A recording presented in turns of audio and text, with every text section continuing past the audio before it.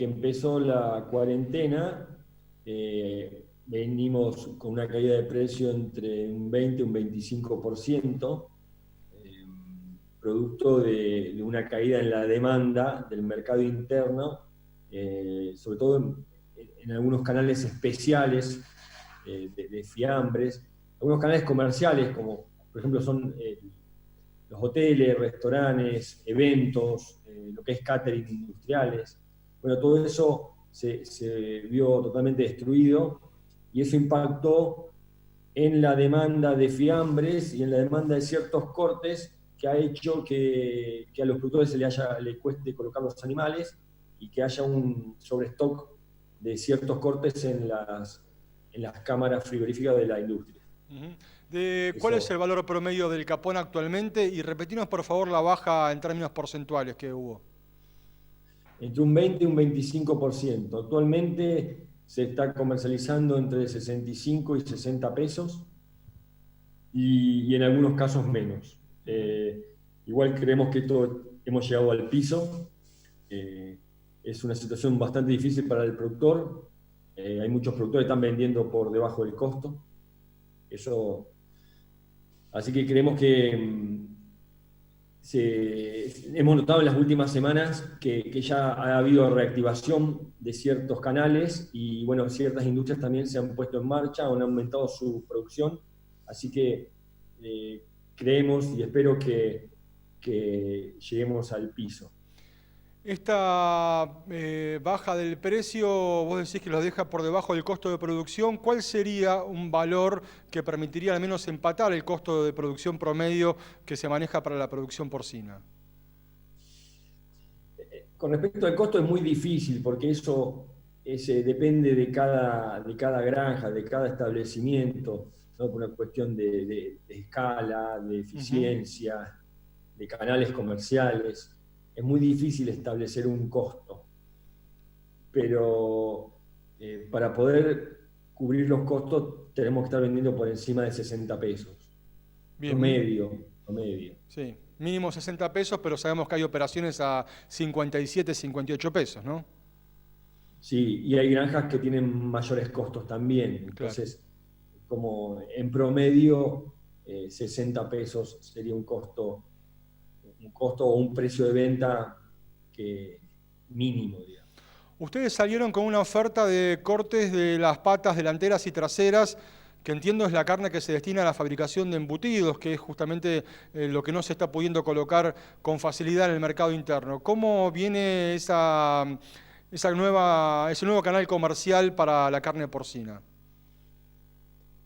No, viene muy bien, tuvimos una muy buena repercusión.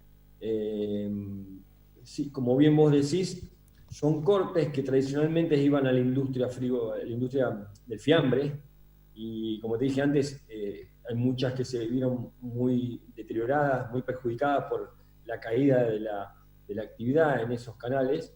Entonces, hubo una oferta de esos paletas y jamones que generalmente van a la industria y bueno, estamos haciendo esta campaña, digámoslo de una forma, para poder ofrecer estos cortes que tradicionalmente no van a la carne fresca, se puedan ofrecer en las góndolas de los supermercados y en las carnicerías como corte fresco. Estos son la chuleta de la paleta y la chuleta de jamón, y también el jamón y la paleta desarmado, ¿no? Con los distintos cortes como tiene el vacuno. Tanto la paleta como el jamón tienen los mismos cortes que los cuartos del vacuno, la nalga, la cuadrada y todo, que la gente no está acostumbrada a pedirlos, porque también no estaban a veces disponibles, sobre todo en las grandes ciudades. En el interior es más fácil conseguirlo, para poder hacer milanesas o para poder cocinarlo como cualquier otro corte vacuno. Ujú. ¿Cómo ven la evolución de la actividad a futuro, no? Sabemos que hay una alta oferta interna de carne vacuna, de carne aviar, que hay bolsillos de recortados y menos salida a través de estos canales como parrillas, restaurantes y caterings, como decías hace un rato. ¿Cómo ven la evolución de la actividad a futuro? ¿Y qué está pasando con la faena? ¿Hubo bajas en los niveles de faena en marzo, abril, mayo? Con respecto a la faena, sí, hubo. hubo 2 o 3 semanas bastante complicadas por la capacidad de faena, porque se sumaron varias cosas. Al principio de la cuarentena, la operación estuvo complicada hasta que se pudieron aceitar los protocolos, el tema logístico. Hubo varias semanas complicadas y a eso se sumó que hubo varios feriados que también quitó capacidad de faena.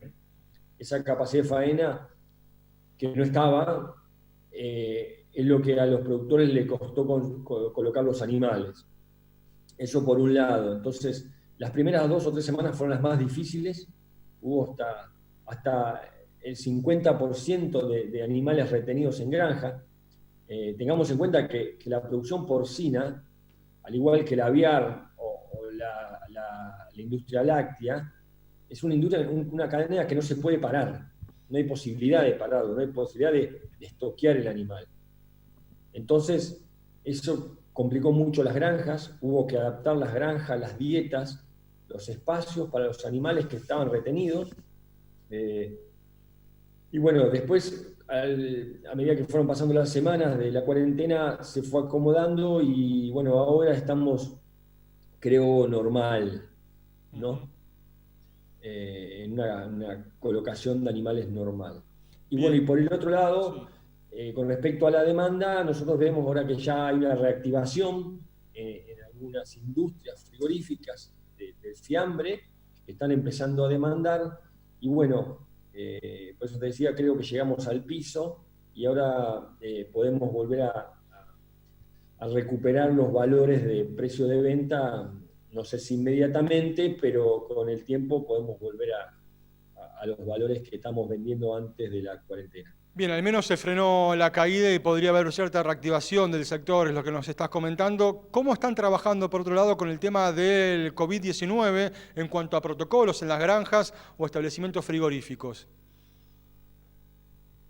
Desde la primera semana de la cuarentena se pusieron en marcha protocolos promovidos por distintas empresas del sector y por la asociación, eh, y se pudieron adaptar las formas de trabajo tanto en las granjas como en la industria. Como te decía antes, no es una industria que se pueda parar, así que había que seguir trabajando y bueno, se adaptó la forma en que se trasladó a la gente, se armaron cuadrillas, sobre todo en las granjas más grandes donde hay más personal, se tuvo que separar la gente para que no esté junta.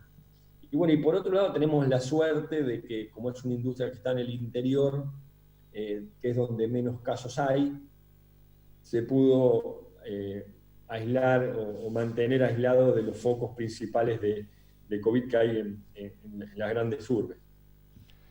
Lisandro, gracias por la comunicación con el noticiero y ojalá no tengamos que lamentar ningún caso en la industria porcina y tampoco en el resto de las carnes, más allá de los conocidos, los pocos que hay en el sector de la carne vacuna, porque sería un daño significativo, ¿no?